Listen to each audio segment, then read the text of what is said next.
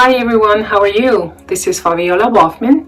I've been gone for a while. I was just finishing up a couple of books and I got that done, and I've been working on other exciting projects that I will share with you in the future. Today I want to talk to you about the concept of fear. When do we feel fear and why do we feel fear? Well, first of all, fear is an emotion that exists in this planet, on this earth, in this third dimensional reality. When we think about heaven, the vibration over there is love. But here in this reality, we have to deal with fear. But that doesn't mean we're stuck with that vibration.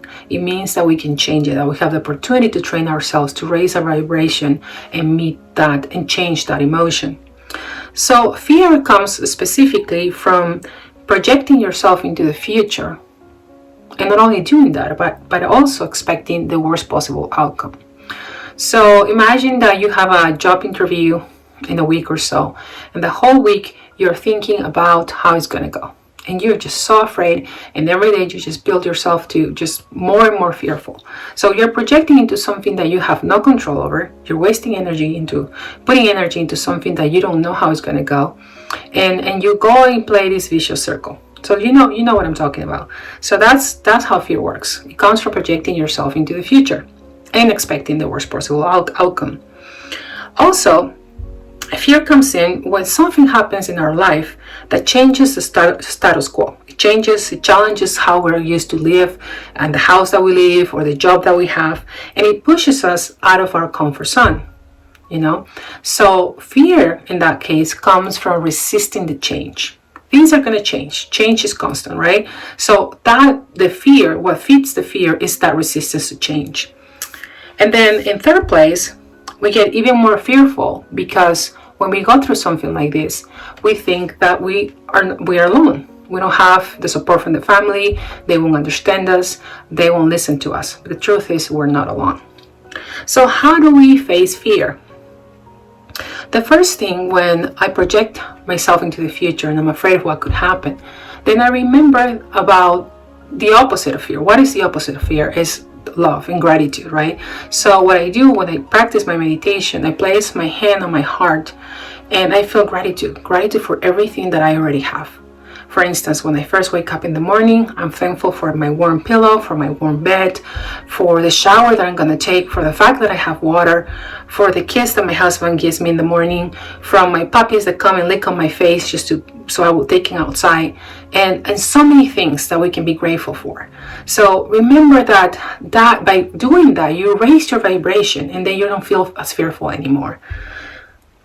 Then the second thing that I do to combat fear is that when I feel that I have no control over situations happening in my life, especially for parents, your kids, they're going to live their lives and they're going to do whatever they want because that's their path and we have no control over it. The fear that we get is from that resistance to change, right? So what I tell myself is that I have to let go of that resistance because that's what's bringing the fearfulness. It's a resistance that is feeding the fear. So when I practice my meditation, I close my eyes and I ground myself into the planet, and I let go of any blockage in my heart, in my body that would allow me to accept the change and to make new room for new energy and new things in my life.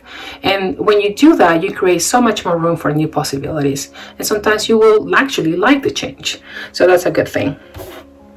And the third thing that I would like to talk about is that we can face fear by recognizing that we are not alone. So let's say that you don't have so many family members, right? But you just have one person or two in your life that can come to your help you when you're in a tough situation. But we forget that when we come into this world, we have a team of spiritual guides and a team of angels that are supposed to help us. They're just in smoke break. You haven't talked to them, you haven't been engaging with them, and they're just waiting for you. Are they gonna ask me for help? No. She lost that opportunity. I could help you there, but you're not listening. So just remember that team is there for you to listen to what your fears are and to help you find the solutions. So for instance, how do we start doing that? Simple things like finding a parking spot, at the store, or finding the shortest line in the grocery store, things like that, or finding the book that I was looking for that I needed for tomorrow. Just ask your guardian angels, your spiritual guides, to help you, clear the path for that. I came across a book the other day written by Tom T. Moore, and the name of the book is The Gentle Way. And I almost finished it last night. I was listening to the book while I was cleaning my office, and I really enjoyed it because he gives you a step-by-step method how to pray to your guardian angels, and it's very effective because I've been using something similar since the moment I was born, I think, asking for help from my guardian angels. But he tells you exactly what language to use and what to ask for, and what things to ask for. For instance, like I say, finding a parking spot, getting out of a bad relationship, finding a new job, when you're in a lawsuit, how you win the lawsuit, and things like that. So just remember that you're not alone, and that fear is an emotion which you don't have to engage on the whole time in your life, and that you can raise your vibration by being grateful for what you already have. Okay, so I hope you like this little video, and hopefully I can make some more to share with you, and you have a wonderful day, and be grateful for everything you have. Take care.